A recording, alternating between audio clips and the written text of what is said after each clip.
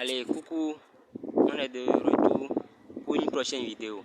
Alors, pour cette vidéo, on va aborder le Big Bang.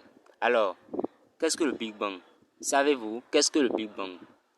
La vidéo qui a précédé celle-ci, dans la vidéo qui a précédé celle-ci, on avait parlé de quoi? De l'univers. Et quel est le rapport entre Big Bang et univers? C'est tout de suite. L'univers que nous connaissons n'a toujours pas existé. Les physiciens calculent qu'il est né à la suite d'une explosion gigantesque. Le Big Bang qui s'est déroulé il y a environ 13,82 milliards d'années. 13,82 milliards d'années. Cette bouffée d'énergie surgit d'un néant que nous ne pouvons pas imaginer, a donné naissance à une immense quantité de particules de matière. Vous savez, on a dit que quoi? Les physiciens ont prouvé que l'univers même. Est-ce que vous comprenez que en science, aucune vérité n'est absolue? Il faut d'abord savoir cela. En science, aucune vérité n'est absolue. Mais ils ont, par les expériences, prouvé que, émis l'idée que l'univers que nous connaissons n'a toujours pas existé. Ça veut dire quoi? Que l'univers n'est pas apparu par hasard comme ça, biche. C'est-à-dire, tout est venu comme cela. C'est comme si on prend l'exemple d'un animal qui est né.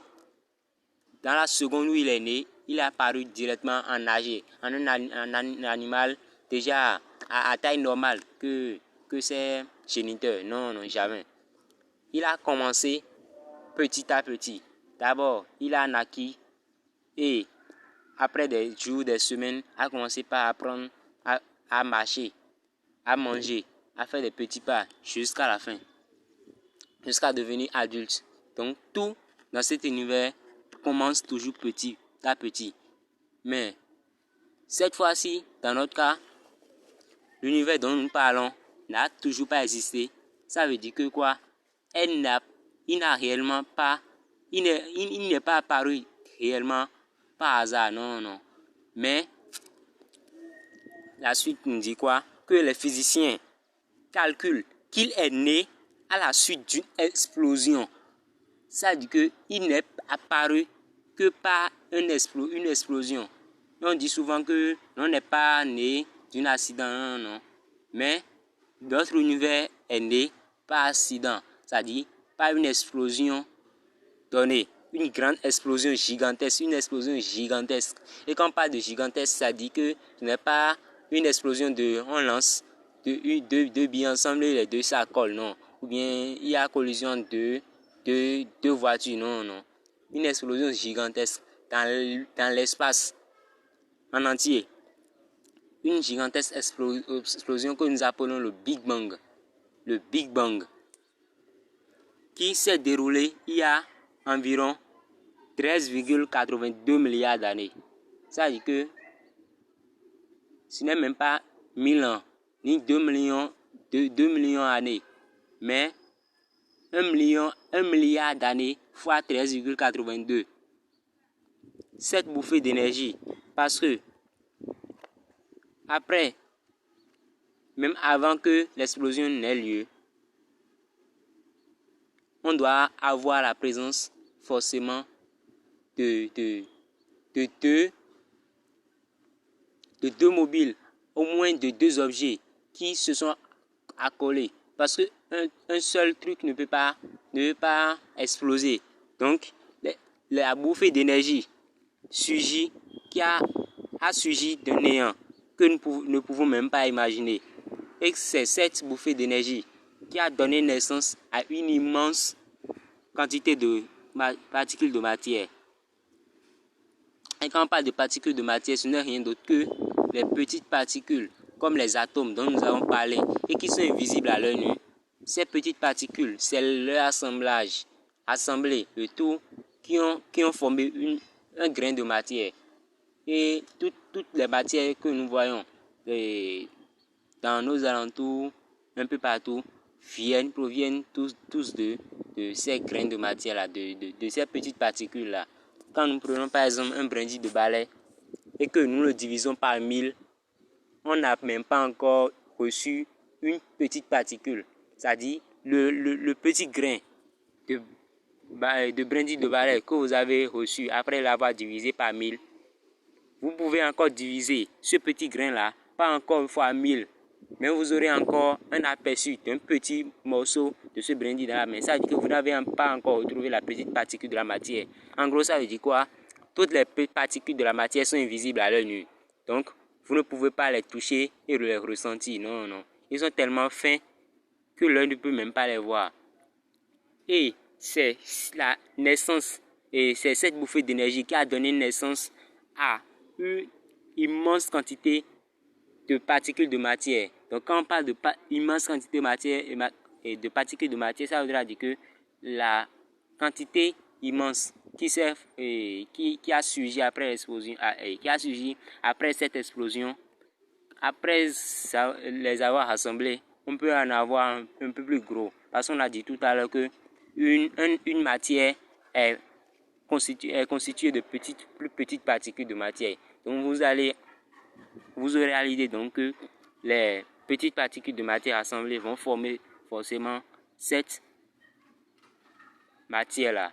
Donc, quand on parle de matière, ce n'est rien d'autre que ce que vous avez: habits, chaussures et quoi, fer, tuyaux, vos trucs palpables. C'est que tout ce que l'homme peut toucher avec les doigts, tout ce que l'homme peut palper est appelé matière. Donc, la matière est tout ce qui existe.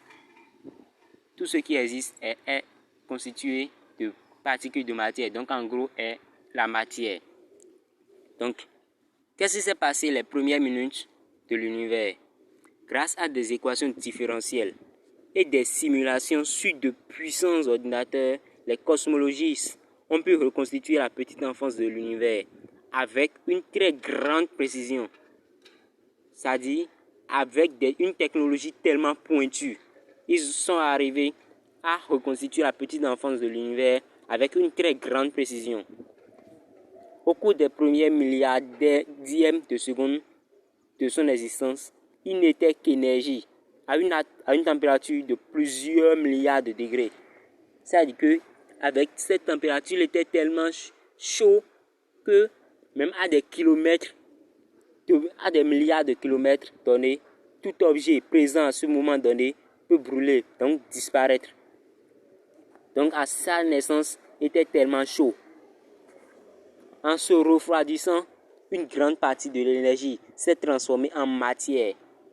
Quand on parle de l'énergie, l'énergie peut être sous forme. L'énergie a plusieurs états en fait. Donc, il peut être sous forme de chaleur, il peut être sous forme d'électricité, il peut être sous forme d'air, de courant d'air, ainsi de suite. Donc, en se refroidissant, une grande quantité de l'énergie s'est transformée en matière parce qu'il était chaud. Donc, tout ce qui est chaud doit revenir forcément à l'état initial, c'est-à-dire à l'état froid ou bien à l'état neutre. Il doit revenir forcément. Donc, une grande partie de cette énergie s'est transformée en matière. Neutrons, protons, électrons sont apparus au bout de 3 minutes. Mais ils ont mis 380 000 années avant de se calmer suffisamment pour se lier en atomes stables. Parce que, comme vous savez, dans un atome, il y a des électrons qui tournent en orbite autour du noyau de l'atome. Ça veut dire que les électrons ne sont pas stables. Ils sont tellement instables. Toute particule de matière au sein d'un certain corps n'est pas stable. Et quand on parle d'un certain corps, on ne peut pas parler d'un corps solide, mais on peut parler des corps gazeux et des corps liquides, parce que ce sont dans ces corps-là que ces particules de matière ne sont pas stables. Ils sont tellement instables. Mais dans un corps solide, ils sont figés. Raison pour laquelle le corps ne bouge pas, il ne se déforme pas, et il prend un volume donné il a un volume fixe et n'est pas déformable. Donc, vous allez imaginer que soit ces particules qui étaient nées étaient sous forme gazeuse, ou bien sous forme liquide. Donc, c'est après 380 000 années prises par eux qu'ils ont finalement commencé par se calmer pour se lier maintenant en atomes stables. Et les atomes assemblés ont commencé par former des matières. Matière par matière, ont formé une grande quantité de matière, c'est tout. Comment est apparu les étoiles? L'espace qui se dilate à grande vitesse à la suite du Big Bang est truffé de ces atomes d'hydrogène et d'hélium. Mais leur distribution n'est pas régulière et uniforme, de telle sorte que des poches de matière se forment, séparées par des espaces vides. Au sein de ces régions plus denses, les masses de gaz s'attirent et se tassent en boules compactes jusqu'à déclencher en leur sein des réactions nucléaires. C'est ainsi qu'après 100 ou 200 millions d'années, les premières étoiles sont nées. Les étoiles comme les petites étoiles quand même. Ainsi, en quittant les premières petites jusqu'aux grandes. Les étoiles comme le Soleil, parce que le Soleil par exemple c'est une étoile. On a parlé de la dilatation de l'espace. C'est-à-dire que si l'espace était tellement confiné, c'est-à-dire était tellement petite et confinée dans un espace réduit, après cette explosion, il y a eu dilatation de l'espace à grande vitesse. C'est-à-dire ça a commencé par s'étendre sur un grand espace et à grande vitesse. Et cet espace qui s'est dilaté est truffé de ces atomes d'hydrogène et d'hélium. Mais leur distribution n'est pas régulière et uniforme, de telle sorte que des poches de matière se sont formées, séparées par des espaces vides. Au sein de ces régions plus denses, les masses de gaz se sont attirées et se tassent en boules compactes. Donc quand on parle de gaz, comme vous savez, ils se sont attirés et se sont entassés en boules compactes, comme une boule de neige qu'on prend, jusqu'à déclencher en leur sein des réactions nucléaires. Donc à l'intérieur de ces boules de gaz, on a commencé par avoir des réactions nucléaires en chaîne. C'est ainsi qu'après plusieurs millions d'années, 100 à 200 millions d'années, les premières étoiles se sont nées. Donc c'est ainsi que notre espace a vu le jour et les planètes qui ont suivi jusqu'à notre existence à nous. La science est géniale, n'est-ce pas? J'espère que vous avez aimé la vidéo. N'oubliez pas de liker, de partager et de faire en profiter à vos amis. Aimez et abonnez-vous à notre chaîne.